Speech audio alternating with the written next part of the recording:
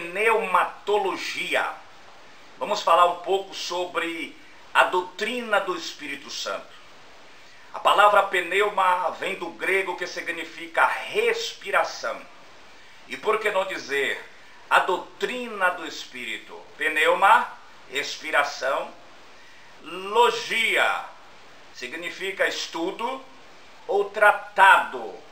É sobre isso que nós vamos falar. Vamos falar sobre a terceira pessoa da Trindade Santa. E para isso, eu gostaria de ler um versículo inserido no livro do Gênesis. A palavra Gênesis significa início ou começo. Gênesis, capítulo 1, o versículo de número 2, nos diz assim a bendita palavra de Deus. E a terra era sem forma e vazia, e havia trevas sobre a face do abismo, e o Espírito de Deus se movia sobre a face das águas. Aqui está uma das primeiras, ou por que não dizer, a primeira aparição bíblica do Espírito do Senhor. Entenda, queridos, que o Espírito de Deus, na verdade, ele transcende toda a eternidade, nos dando a entender a sua pré-existência. E isso me dá uma convicção, me dá uma certeza muito grandiosa de que ele sempre existiu, muito antes da fundação do mundo. A Bíblia nos diz que o Espírito do Senhor, que o Espírito de Deus se movia sobre a face das águas. Eu quero começar falando que o Espírito, ele estava na criação, e na criação ele se movia. Isso nos dá a entender que o Espírito de Deus não é um espírito estático, que não se move, que não anda. Isso nos dá a entender que lá na criação o Espírito já estava trabalhando. Eu vejo o Espírito de Deus na encarnação, descendo, quando Deus diz: façamos o homem a nossa imagem, segundo a nossa semelhança. Ali mais uma vez estava o Espírito de Deus na Trindade Santa, quando na fundação da igreja, lá no livro de Atos do Espírito Santo, ou Atos dos Apóstolos, como você quiser pronunciar, estava mais uma vez o Espírito de Deus se fazendo presente, quando a Bíblia nos diz que todos foram cheios do Espírito Santo e falavam, aleluia, em outras línguas, conforme o Espírito Santo lhe concedia que falasse. Primeiro, o Espírito na criação. Segundo, o Espírito na encarnação. Terceiro, o Espírito na fundação da igreja. Queridos, eu quero iniciar essa palestra te dizendo que eu tenho certeza que não vou esgotar o assunto, até porque esse vídeo é de curta duração. Porém, eu quero trazer alguns conceitos básicos. Opa, grave aí, conceitos básicos, para você que é bacharel, para você que tem um doutorado, tem um mestrado em teologia. Esse vídeo não é para você. Esse vídeo é para iniciantes, aqueles que estão ainda engateando na fé. Eu quero dar continuidade dizendo que o Espírito, ele agiu no decorrer da história bíblica. O Espírito estava no ministério do Pai, quando nos faz entender a palavra de Deus, que o Espírito do Senhor é derramado, concedido por medida. Estava ali na vida dos reis de Israel, estava ali na vida dos sacerdotes, estava também na vida dos profetas do Senhor. Por que não dizer que o próprio Davi foi ungido, e ali a Bíblia diz que o Espírito de Deus se apoderou da vida do rei Davi. Estava no ministério do Pai, sim, ungindo os profetas, onde muitos profetas foram cheios do Espírito Santo, aonde alguns sacerdotes receberam também essa unção, aonde alguns juízes de Israel também foram ungidos por Deus e usados de maneira poderosa. Quando Jesus se manifestou, eu vejo na vida de Cristo a unção prometida por Deus. E a Bíblia diz, queridos, que o Espírito do Senhor estava sobre Cristo. Se você ler o capítulo de número 61 do livro do profeta messiânico, o profeta Isaías, você vai ver ali o profeta falando acerca do ministério do Messias, dizendo: o Espírito do Senhor está sobre mim, porque me ungiu. Jesus, ele pronuncia essas palavras no livro, aleluia, escrito pelo Dr. Lucas, do Evangelho de Cristo, escrito por ele. Está escrito lá no capítulo 4, versículo 18, salvo engano, que Jesus pronunciou essas mesmas palavras. Quando ele abriu o livro lá no profeta Isaías, estavam ali os ministros ali, Jesus se assenta na cadeira do meio e pronuncia essas palavras. E diz da seguinte maneira: hoje se cumpriu essa escritura, profetizando acerca do Messias de Israel. E o Espírito do Senhor também estava no ministério do Espírito, na dispensação da graça que nós estamos vivendo, aonde se iniciou lá no cenáculo em Jerusalém, aonde a Bíblia diz que o Espírito foi, aleluia, derramado de maneira poderosa, aonde encheu os discípulos que estavam ali reunidos, aonde a igreja primitiva recebeu a promessa do Pai profetizada pelo profeta Joel, no capítulo 2, versículo de número 28, aonde nos diz assim: há de ser que depois derramarei do meu espírito sobre toda a carne. Joel profetizou e a profecia se cumpriu na igreja primitiva e se estendeu até nós, igreja dos últimos dias. Eu quero agora falar um pouco acerca da simbologia do Espírito.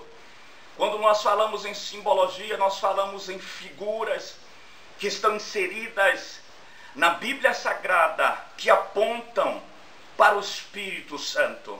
Nós vemos Jesus descendo as águas do Rio Jordão e o Espírito de Deus descendo sobre Cristo em uma forma corpórea de uma pomba. Por que uma pomba?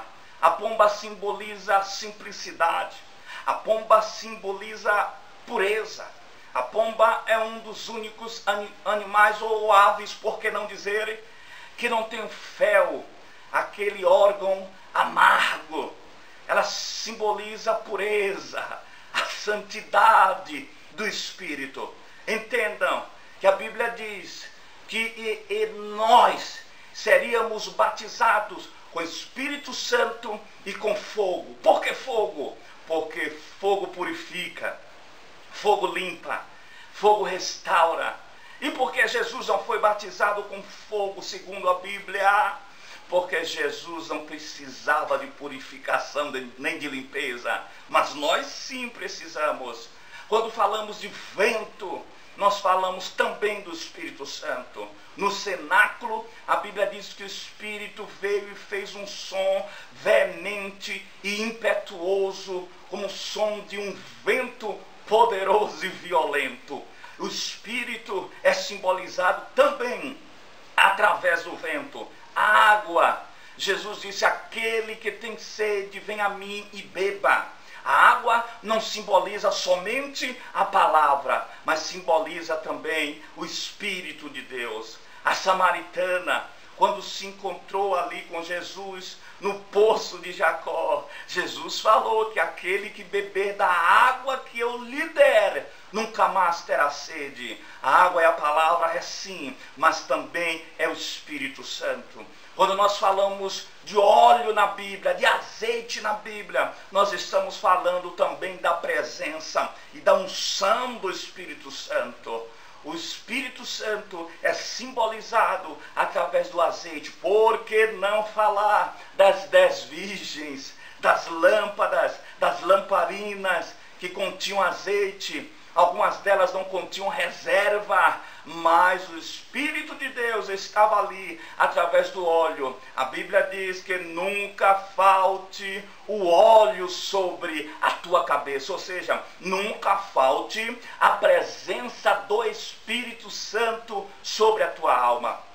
Nós estamos falando sobre pneumatologia, sobre a terceira pessoa da Trindade Santa, sobre o Espírito Santo de Deus. Entenda que a Bíblia diz que nós seríamos selados com o Espírito Santo da promessa. Quando falamos em selo, falamos acerca do Espírito Santo. E eu vou repetir mais uma vez: o Espírito Santo é aquele que nos sela, é aquele que nos preenche, é aquele que nos enche. E a Bíblia diz que nós receberíamos esta promessa da parte de Deus. Mais uma vez eu quero falar sobre o fogo do Espírito. Quando falamos em fogo, falamos da presença e da pessoa do Espírito Santo.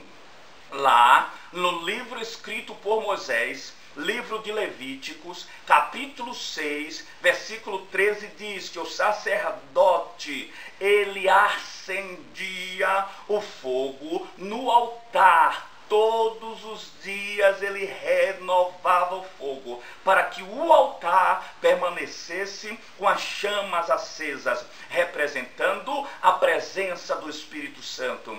Quando Israel saiu do Egito, à noite, na escuridão do deserto, a coluna de fogo estava ali aquecendo o povo e clareando, iluminando a caminhada dos israelitas. Aquela coluna de fogo simbolizava a presença do Espírito de Deus. O nosso Deus, a Bíblia diz que é fogo consumidor, queridos.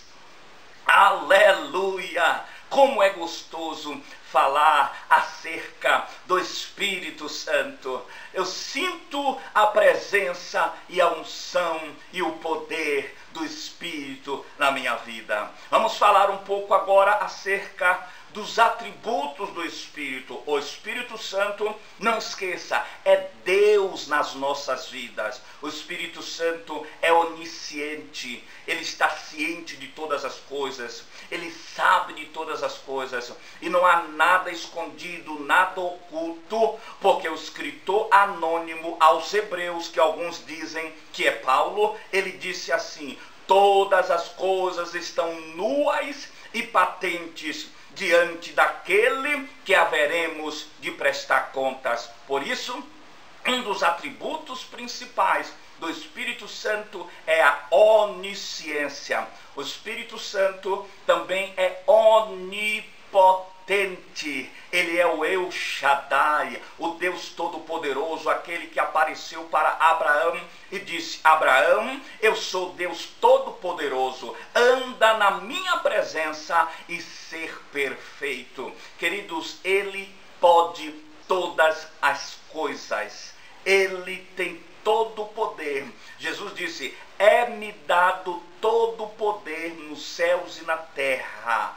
A Trindade Santa e a terceira pessoa da Trindade, o Deus Trino, tem todo o poder. Ele é também onipresente. O Espírito do Senhor é onipresente em um dos seus atributos. Ele pode estar aqui e pode estar na China, no Japão, nesse mesmo segundo, nesse mesmo instante, nesse mesmo momento. Ele pode estar em São Paulo e pode estar na Bahia, também falando ao teu coração. Ele pode estar me usando aqui para profetizar a palavra em São Paulo e pode estar profetizando a palavra também na cidade de Feira de Santana, na Bahia, para os meus amigos e para os meus irmãos. Onipotente, onipresente e onisciente.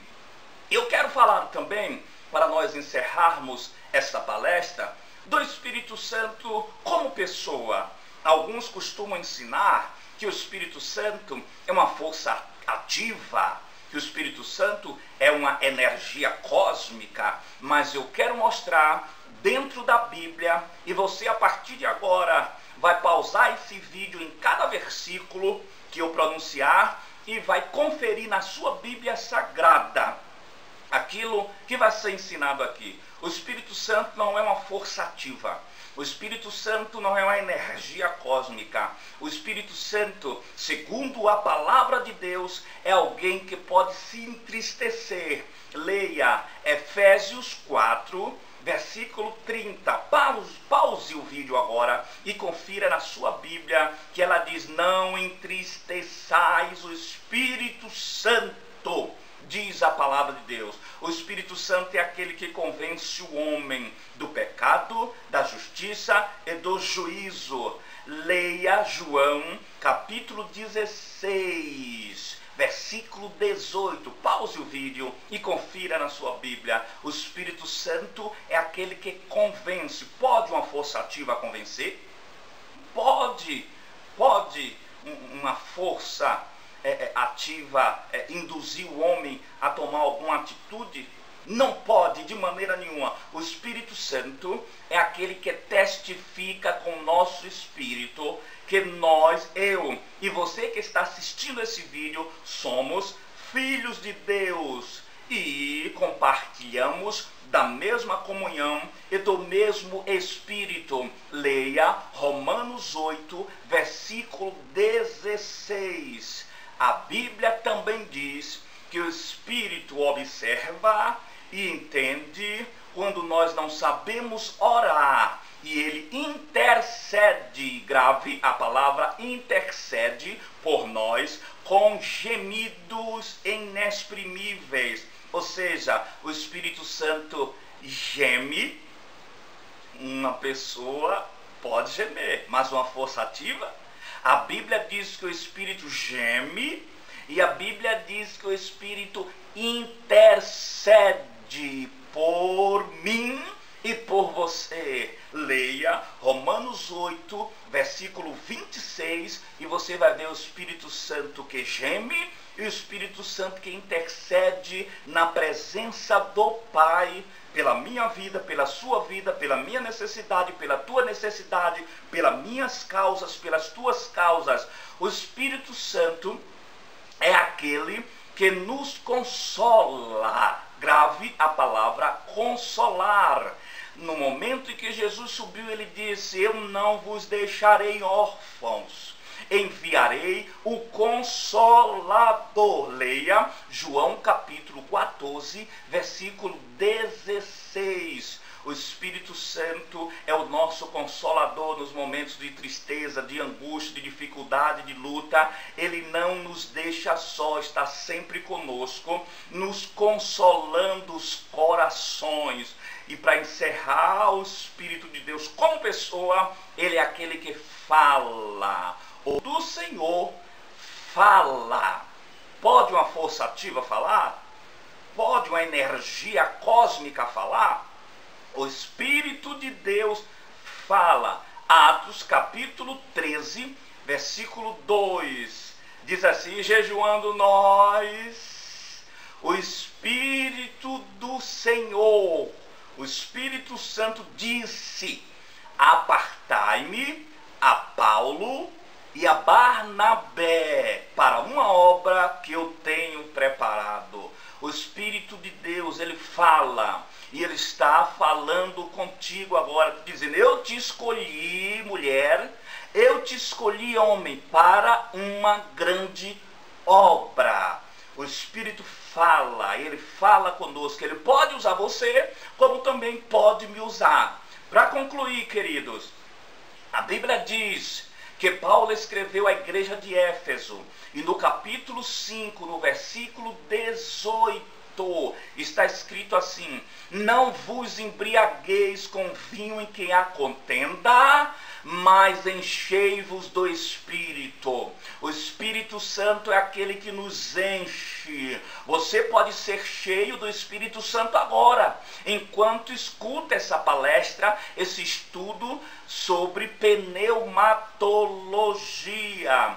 Pedro pregando na residência de Cornélio. Atos dos Apóstolos, capítulo 10, versículo 44, está escrito assim: e dizendo, e pregando, e falando Pedro ainda essas palavras, que são as mesmas que eu estou pregando aqui, caiu sobre eles, sobre toda a família de Cornélio, o Espírito Santo. É uma das únicas, ou por que não dizer a única passagem bíblica aonde diz que o Espírito cai sobre o povo. Às vezes nós ouvimos alguém falar, o fogo caiu. Como eu já ensinei, que o fogo simboliza o Espírito Santo. Atos, capítulo 4, versículo 31, está escrito assim: e tendo eles orado, moveu, balançou, sacudiu o lugar aonde eles estavam reunidos, e todos os que estavam presentes ali foram cheios do Espírito Santo, e depois anunciavam, pregavam, ensinavam a palavra de Deus com ousadia. Quando eles estavam reunidos, eles estavam orando. Quer ser cheio do Espírito Santo? Consagre a sua vida, jejue e busque a Deus em oração. A oração nos enche da presença do Espírito Santo através da comunhão com Ele. Atos, capítulo 1, versículo 8, está escrito assim: e virá sobre vós, e descerá sobre vós a virtude do Espírito Santo, e ser-me-eis minhas testemunhas, tanto em Jerusalém, como na Judéia, em Samaria e até os confins da terra. A unção do Espírito, a presença do Espírito, o poder do Espírito sobre a tua vida é para você testemunhar, ganhar almas para o reino de Deus, ganhar almas para a obra do Senhor crescer e glorificar o nome do Deus eterno. Em nome de Jesus Cristo, receba agora, aí onde você está assistindo esse vídeo, a presença do Espírito Santo na tua vida, em nome de Jesus Cristo de Nazaré.